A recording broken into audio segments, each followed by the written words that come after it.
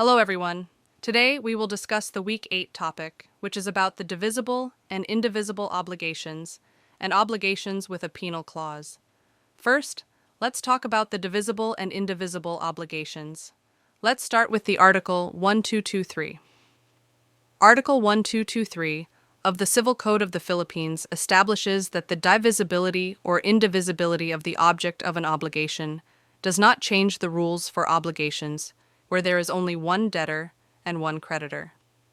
In this context, the nature of the obligation is defined by whether it can be performed partially or must be completed as a whole. What is divisible obligation? Divisible obligation is an obligation that can be divided, it can be performed or paid in parts. Divisible obligations are usually about things that are measurable, countable, can be split into parts, or separable. For example, paying credit card installments and paying rent every month. In paying credit card installments, you can pay the $10,000 in 2 months for $5,000 each month. Next, what is indivisible obligation? Indivisible obligation is an obligation that cannot be divided. Indivisible obligations are usually about things that are unique, whole, or cannot be separated. For example, sing a whole song and deliver a car. In delivering a car, you cannot just deliver the car's tires today, and tomorrow will be the engine. The obligation must be done or delivered as a whole. However, it depends not only on whether the thing can be divided or cannot be divided, but also on the intention of the parties or the law. For example, even if money can be divided, if the agreement says pay 10,000 pesos at once, it is indivisible. In Article 1225, if there is one debtor and one creditor, the obligation is usually indivisible unless agreed that it can be divisible. Article 1223 is when the debt is not considered as paid if the obligation is not completed.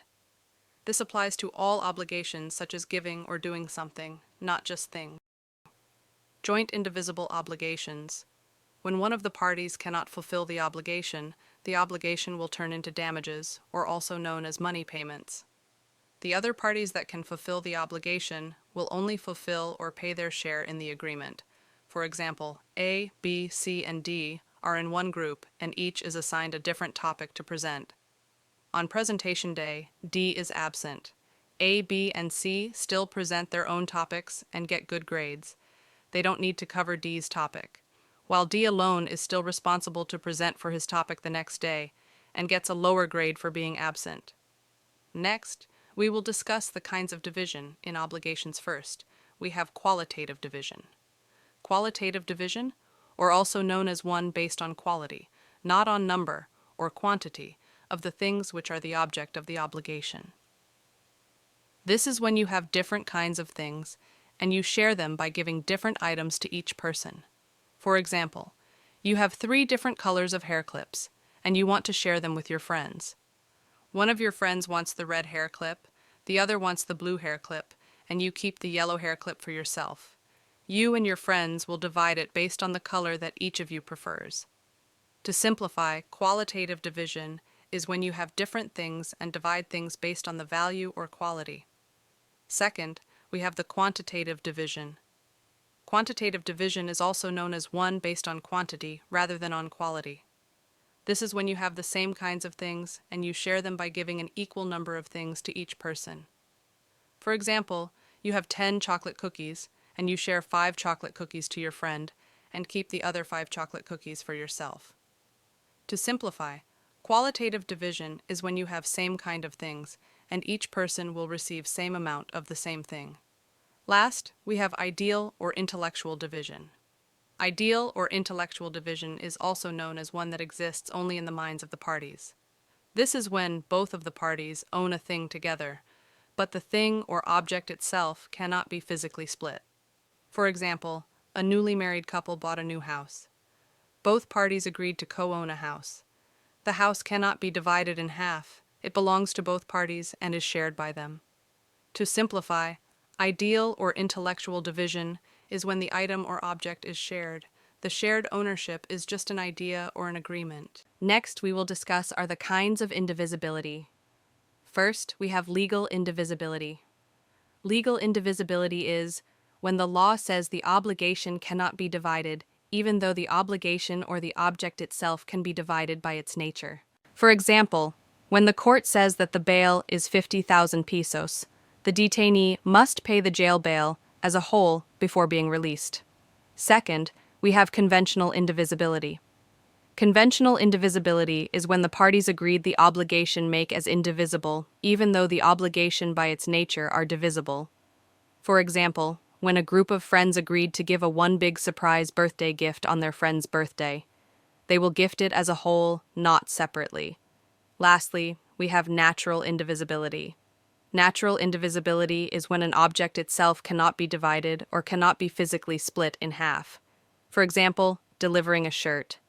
The shirt must be received as a whole, it cannot be delivered in half. To recap, let's talk about obligations that are deemed or considered as indivisible. These are obligations that must be performed or delivered as a whole, not in parts. Let's look at some examples. First, to give specific items, like a car or a house. These are unique items that must be delivered completely. Second, things that cannot be performed or delivered in part. For example, delivering a car. You cannot just deliver the wheels today and the engine tomorrow. Next, things that cannot be divided based on law, such as bail or tax. These must be settled as a whole because the law requires it. Lastly, things agreed to be paid in full. For example, paying $5,000 in one date. Even though money is naturally divisible or can be divided into parts, if the agreement says to pay the full amount at once, it becomes indivisible. Next, let's move on to obligations that are deemed or considered as divisible. These are obligations that can be performed in parts without changing their meaning or purpose. Here are some examples. First, things that can be performed partially. For instance, buying a car for 1 million pesos to be paid in 10 years, at 100,000 per year. The payment is divided into smaller parts. Next is based on metrical units. For example, distributing 5 kilos of rice to each relative. The rice can be measured and divided. Lastly is based on number of days of work, like painting a house in 10 days. The work can be divided by days until the task is finished. Last but not the least, let's move on to obligations not to do. These are obligations where a person agrees not to do something or refrain from doing something. Divisible not to do. This applies only during a certain time or period. For example, not selling cigarettes during weekends. Here, the obligation is divided by specific days. Indivisible not to do. This must be continuous and cannot be split into parts. For example, not selling cigarettes for 1 year. The obligation must be observed for the whole duration without interruption. To check your understanding, let's have a short recap quiz. First, let's recall divisible and indivisible obligations. In this little icebreaker that we prepared, I will give you a situation, and your task is to determine whether it's a divisible obligation or an indivisible obligation. Here's the first one: paying salaries to employees every payday. Think about it. Can this obligation be divided into parts, or must it be performed as a whole? The correct answer is divisible obligation. Paying salaries to employees every payday is a divisible obligation because the payment is given regularly in parts, such as monthly or bi-weekly, rather at once until the employee resigns. Second, we have submitting a final copy of thesis. Can this obligation be divided into parts, or must it be performed as a whole? The correct answer is indivisible obligation. Submitting a final copy of thesis is an indivisible obligation because submitting a final copy of thesis must include all of the chapters, from chapter 1 to chapter 1, much as submitting chapters 1-3 today and tomorrow, chapters 4-5. Remember, it is the final copy of thesis. Next, let's move on recalling the topic about kinds of division. Again, your task is to determine whether it's a qualitative, quantitative, or ideal division. Here's the first one. Household members equally dividing the amount of electric bill. Think carefully. Is this qualitative, quantitative, or ideal? The correct answer is quantitative division. The household members equally dividing the amount of electric bill is a quantitative division because the electric bill is divided by number or amount equally among the members, which makes it quantitative. Second, we have spouses own one car. Is this qualitative, quantitative, or ideal division? The correct answer is the spouses owning one car is an ideal division because both parties agree to share ownership of the car and the car cannot be physically divided into half. Lastly, we have two siblings inherit property. Amy gets the house and one gets the car. Is this qualitative, quantitative, or ideal division? The correct answer is qualitative division. The two siblings inherit property. Amy gets the house and one gets the car as a qualitative division because the siblings divide the properties based on the property's quality that they prefer. Next, quiz about kinds of indivisibility. Please determine the following whether it's natural, conventional, or legal indivisibility. Delivering a cell phone. Is it natural, conventional, or legal indivisibility? The correct answer is natural indivisibility. Delivering a cell phone is natural indivisibility because you can deliver half of a cell phone and expect it to work. A cell phone cannot be split in half naturally. Next, we have obligation to render military service where required by law. Is it natural, conventional, or legal indivisibility? The correct answer is legal indivisibility. Obligation to render military service where required by law is legal indivisibility because the law requires the whole service, not partial fulfillment. Lastly, we have delivering 200 sacks of rice in one batch. Is it natural, conventional, or legal indivisibility? The correct answer is conventional indivisibility. Delivering 200 sacks of rice in one batch is conventional indivisibility because rice can be divided or can be delivered by portions, but the contract says deliver it all at once.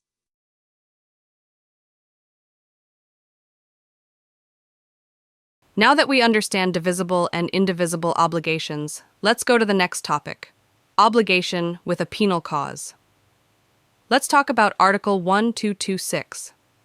In obligations with a penal clause, the penalty shall substitute the indemnity for damages and the payment of interests in case of noncompliance, if there is no stipulation to the contrary. Nevertheless, damages shall be paid if the obligor refuses to pay the penalty or is guilty of fraud in the fulfillment of the obligation. The penalty may be enforced only when it is demandable in accordance with the provisions of this code. Here is the key points of Article 1226, Substitution Rule. If there is a penal clause in an obligation, meaning a penalty is agreed upon in case of breach, that penalty replaces the need to pay for damages and interest. For example, if A promises to deliver goods to B and agrees that if he fails, he'll pay 50,000 pesos as penalty, then B cannot demand additional damages or interest, just the penalty unless otherwise stated. Let's move on to the principal and accessory obligations. First, we have principal obligation. It is an obligation that can exist independently, without depending on another obligation for its validity. For example, a loan contract where the borrower must pay back 100,000 pesos. The obligation to pay 100,000 pesos is the principal obligation. Second, we have accessory obligation. It is an obligation that is attached to a principal obligation and cannot exist on its own. Its purpose is to ensure the fulfillment of the principal obligation. For example, a mortgage or pledge given as security for the loan. The mortgage is accessory because it only exists because of the loan. Next, let's talk about obligation with a penal clause. Obligation with a penal clause is an obligation that contains an accessory undertaking to pay a penalty, a previously agreed amount or prestation, in case of breach of the principal obligation. So, what is the purpose of obligation with a penal clause?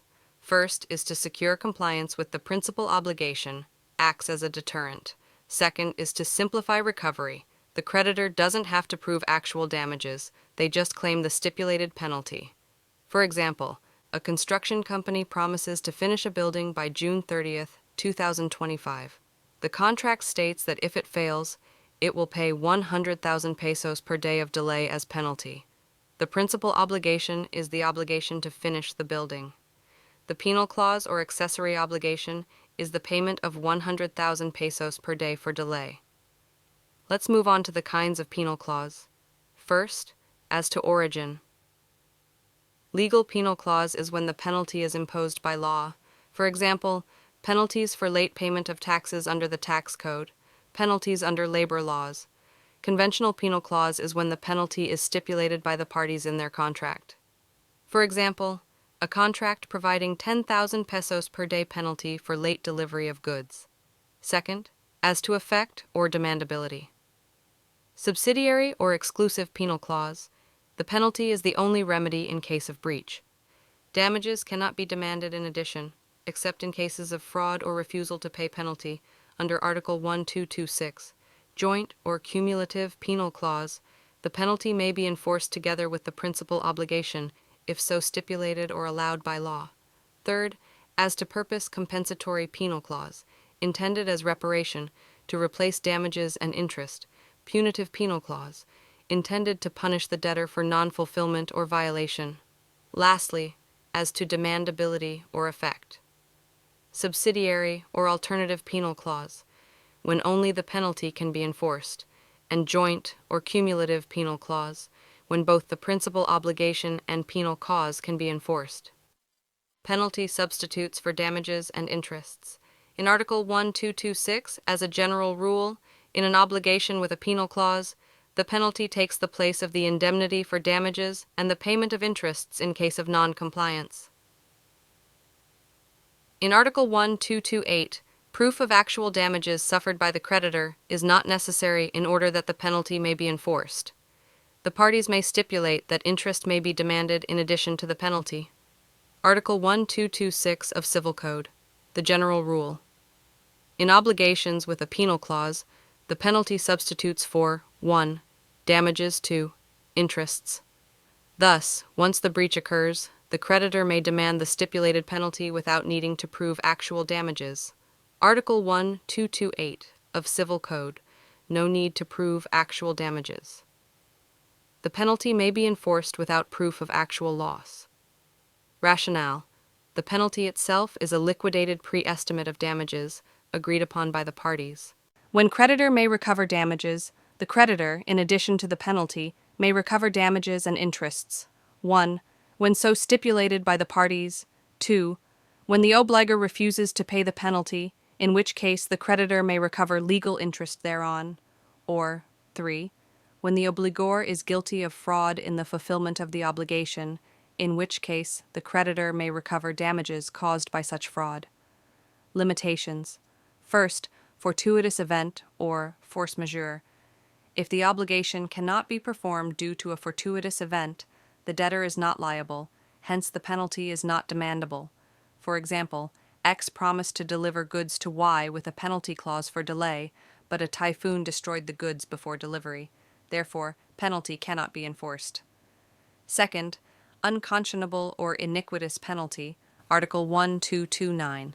The court may reduce the penalty if it is iniquitous or unconscionable, even if the parties agreed to it, protects against abuse of contractual freedom. Next, partial or irregular fulfillment, Article 1229. If the debtor has performed partially or irregularly, the court may also reduce the penalty proportionately. Illustration: the contract is X must deliver 1,000 sacks of rice to Y on July 1st, with a penalty of 500,000 pesos for delay. If X fails without valid reason, its penalty demandable. If delivery was delayed due to a government-imposed transport ban, fortuitous event, its penalty not demandable. If X delivered 800 sacks on time and 200 sacks a week late, the court may reduce penalty or partial fulfillment. If 500,000 pesos penalty is clearly excessive compared to the obligation's value, the court may reduce it for being unconscionable. Effects of a penal clause. In Article 1227, the debtor cannot exempt himself from the performance of the obligation by paying the penalty, save in the case where this right has been expressly reserved for him. Neither can the creditor demand the fulfillment of the obligation and the satisfaction of the penalty at the same time unless this right has been clearly granted him. However, if after the creditor has decided require the fulfillment of the obligation, the performance. General rule. Debtor cannot escape performance by just paying penalty. The debtor cannot simply pay the penalty to avoid performing the principal obligation. Exception, if the contract expressly reserves to him the right to substitute the performance with payment of the penalty. Example, if X is obliged to deliver a car to Y, X cannot just pay the 100,000 pesos penalty instead, unless. General rule, creditor cannot demand both performance and penalty at the same time. The creditor must choose, either demand performance of the obligation or demand the penalty. Exception, if the contract expressly grants the creditor the right to claim both performance and penalty. Example, if the lease contract says, lessee shall pay penalty of 50,000 pesos for delay without prejudice to fulfilling the obligation to vacate, then the lessor can demand both. Third, if performance becomes impossible without creditor's fault. If the creditor initially demanded performance but later performance becomes impossible without his fault, he can still enforce the penalty. Example, Y required X to build a house. Before completion, a new government regulation bans construction in the area, not Y's fault. Y may then demand the penalty. Next we have penalty not substitute for performance. Generally, the debtor cannot just pay the penalty instead of performing the obligation. Precisely, the purpose of the penalty is to secure compliance with his obligation. If the debtor is allowed to pay the penalty, this would in effect make the obligation an alternative one. In Article 1199, the debtor can exempt himself from the non-fulfillment of the obligation only when this right has been expressly reserved for him. General rule. The penalty clause is meant to secure compliance, not to give the debtor an option to escape performance. If the debtor could simply choose to pay the penalty instead, the nature of the contract would change into an alternative obligation, which is not the intent of a penal clause. Exception. The debtor may be excused from performance only if expressly reserved in the contract that he may pay the penalty instead of fulfilling the obligation. Let's move on to the penal clause presumed subsidiary. General rule. The creditor cannot demand both. 1. Fulfillment of the principal obligation, and 2. Payment of the penalty at the same time. Reason. The primary purpose of the penalty is to compel or secure performance. Once performance is made, the purpose is achieved, so demanding both performance and penalty would unjustly enrich the creditor. Main purpose of penalty, to push the debtor to perform the obligation. 1. If there is performance, once the obligation is fulfilled, the penalty is no longer needed. Exception, if the creditor was clearly given the right to still demand it. Article 1227. Penalty is usually subsidiary, not joint. 2. If there is no performance, the creditor can either demand the penalty or require performance of the obligation, but not both at the same time. Exception, if performance becomes impossible without the creditor's fault, the penalty can still be demanded. If fraud is involved, the creditor may claim both the penalty and damages. For example, X agrees to build a house for Y, with a penal clause of 100,000 pesos in case of non-compliance. If X completes the house, there's no penalty. If X fails, then Y may demand either the house or 100,000 pesos. If X commits fraud, for example, deliberately delays construction to take another contract, then Y can demand 100,000 pesos plus damages caused by fraud. Next is when penal clause joint. Normally or subsidiary rule, the creditor cannot demand both fulfillment of the obligation and the penalty. He must choose one remedy, unless exceptions apply. On the other hand, penalty can be joint when 1. Debtor expressly reserves right to pay penalty instead of performance.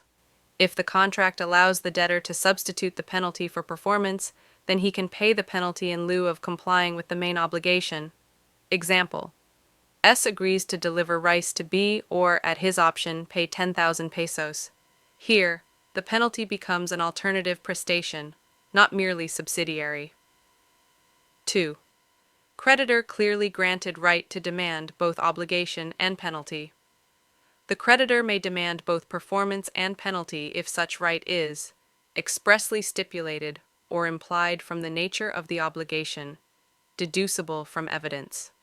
For example, X borrows 100,000 pesos from Y with a penal clause that if he defaults, he will pay 10,000 pesos. Here, Y can demand both: 1. The 100,000 pesos loan, principal obligation, and 2. The 10,000 pesos penalty for delay. In Article 1228, proof of actual damages suffered by the creditor is not necessary in order that the penalty may be demanded. In obligations with a penal clause, the penalty itself substitutes damages and interest. Because of this, the creditor does not need to prove actual loss or injury to enforce the penalty. The penalty is considered a pre-agreed amount of damages, liquidated damages, fixed by the parties in advance. Purpose: to save the creditor the burden of proving actual damages, which can be difficult. To provide certainty and speed in enforcement. To emphasize that the penalty is already a measure of damages, regardless of actual harm. For example, Case 1. X agrees to build a warehouse for Y within 6 months. Contract states that for every day of delay, X must pay 5,000 pesos as a penalty. If X delays by 10 days, Y can immediately demand 50,000 pesos penalty. Y doesn't need to prove that he lost business or profit because of the delay. Case 2. D borrows 100,000 pesos from C, with a penalty of 2,000 pesos for every month of default. If D fails to pay on time, C may demand the 2,000 peso penalty without showing he actually lost income during the delay. Next, we have penalty demandable without proof of actual damage. General rule: in an obligation with a penal clause, the only thing the creditor must prove is that the debtor violated the obligation. No need to prove that damages were actually suffered or the exact extent of damages. Effect: 1. Penalty enforceable even if no damage suffered. The creditor may demand the penalty whether or not he actually suffered loss. 2. Penalty is the ceiling of recovery. Even if the creditor proves damages greater than the penalty, he cannot recover more than the stipulated penalty. Exception: cases of fraud, or when parties expressly allow recovery of both penalty and additional damages. For example, X binds himself to deliver a car to Y on July 1st, with a penalty of 100,000 pesos for non-compliance. If X fails to deliver, Y can demand the 100,000 peso penalty without proving any loss. Even if Y proves he lost 200,000 pesos in profits because of the non-delivery, he can only collect 100,000 pesos, the agreed penalty. But if X acted in fraud, for example, he sold the same car to another buyer deliberately, Y may demand 100,000 pesos penalty plus additional damages. Next, we have damages recoverable, in addition to penalty must be proved. Article 1228 applies only where the penalty is fixed by the parties to substitute the indemnity for damages. In any of the 3 exceptions when damages may be recovered in addition to the penalty, the creditor must prove the amount of such damages that he actually suffered resulting from the breach of the principal obligation. General rule of Article 1228. When a penal clause substitutes damages and interest, the creditor only needs to prove breach to collect the penalty. No proof of actual damage is required. Exception: there are 3 situations when the creditor may recover both penalty and damages. 1. When expressly stipulated by the parties. Example: in case of delay, the debtor shall pay 50,000 pesos penalty, plus any damages proven by the creditor. When the obliger refuses to pay the penalty, creditor may demand the penalty plus legal interest thereon until paid. 3. When the obliger is guilty of fraud in fulfilling the obligation, creditor may recover both the penalty and the damages caused by fraud. Example: X obliges himself to construct a factory for Y within 6 months, with a penalty of 200,000 pesos in case of delay. X commits fraud, uses substandard materials, causing collapse. Y can recover 200,000 pesos, stipulated penalty, plus proven damages. X 1 million pesos, lost income due to collapse. Article 1229. The judge shall equitably reduce the penalty when the principal obligation has been partly or irregularly complied with by the debtor. Even if there has been no performance, the penalty may also be reduced by the courts if it is iniquitous or unconscionable. 1. Judicial power to reduce penalty. Courts are given discretion to reduce the agreed penalty equitably, fairly, and justly. This prevents abuse or unjust enrichment when penalties are too harsh compared to the breach. 2. Cases. When reduction is allowed, partial or irregular performance. If the debtor partly complies or performs irregularly, the penalty may be lessened. Rationale. Since the creditor benefited somewhat, a full penalty would be unfair. Iniquitous or unconscionable penalty. Even without any performance, if the penalty is shocking to conscience or grossly excessive, courts may reduce it. This is an application of the principle of equity and social justice. Partial or irregular compliance. If the debtor partly fulfills or performs the obligation in an irregular manner, the judge may lessen the penalty. Rationale. The creditor has already received some benefit, so imposing the full penalty would be unjust. Iniquitous or unconscionable penalty. Even if there is total non-performance, the court may reduce the penalty if it is shocking to conscience, oppressive, or grossly disproportionate. Rationale. The law does not allow penalties to be used as a form of oppression or unjust enrichment. When the judge may reduce the penalty examples, partial compliance, D must deliver 1,000 bags of cement to C, with a penalty of 500,000 pesos for non-compliance. D delivers 900 bags. The court may reduce the penalty since 90% was fulfilled. Irregular compliance. A contractor must finish a house in 120 days with a penalty of 100,000 pesos for delay. He finishes it in 130 days but still usable. Court may cut down the penalty because of irregular but substantial performance. Iniquitous or unconscionable penalty. A borrower takes 20,000 pesos loan with a penalty of 500,000 pesos for non-payment. Court may reduce penalty as it is grossly excessive. The rule in Article 1229 is one of evident justice. It prevents creditors from abusing the penal clause and protects debtors from oppression. Partial or irregular performance. Partial performance is when the debtor has substantially delivered or rendered part of the prestation. Irregular performance is when the prestation is performed in a defective, delayed, or non-conforming manner. Example: X contracts to deliver 1,000 bags of sugar with a penalty of 500,000 pesos for breach. X delivers 800 bags. Court may reduce the penalty since 80% of the obligation has been complied with. 2. Penalty is iniquitous or unconscionable. Even if there is total non-performance, courts may intervene if the penalty is grossly excessive, shocking to conscience, or out of proportion to the breach. This rule also applies to liquidated damages under Article 2227. Example: D borrows 20,000 pesos with a stipulated penalty of 500,000 pesos for non-payment. The penalty is clearly unconscionable, so the court may reduce it equitably. Let's move on to the nullity of the penal clause. Article 1230. The nullity of the penal clause does not carry with it that of the principal obligation. The nullity of the principal obligation carries with it that of the penal clause. 1. Nullity of the penal clause. If the penal clause is void, the principal obligation remains valid. Example: X contracts to build a house for Y worth 1 million pesos. The contract provides that if X defaults, he must pay a penalty of 1 million pesos per day of delay. The penalty is unconscionable, thus void. Penal clause is void. Principal obligation, to build the house, is still valid and enforceable. 2. Nullity of the principal obligation. If the principal obligation is void, then the penal clause is also void, since it is merely accessory. Example: X contracts with Y to deliver illegal drugs, with a penalty of 100,000 pesos if X fails.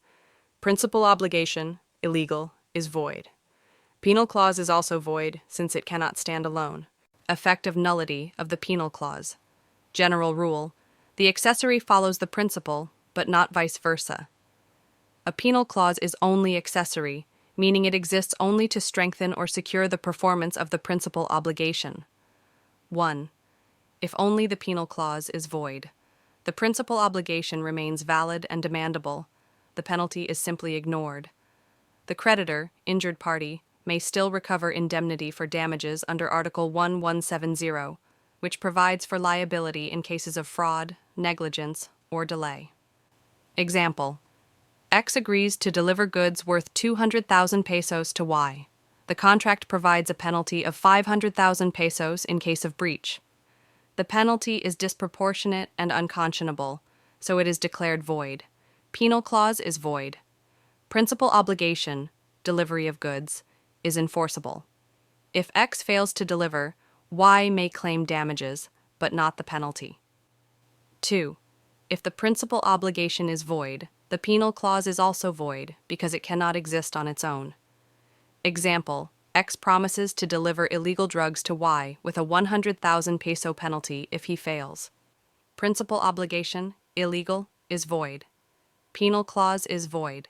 Effective nullity of principal obligation. If the principal obligation is void, the penal clause is likewise void.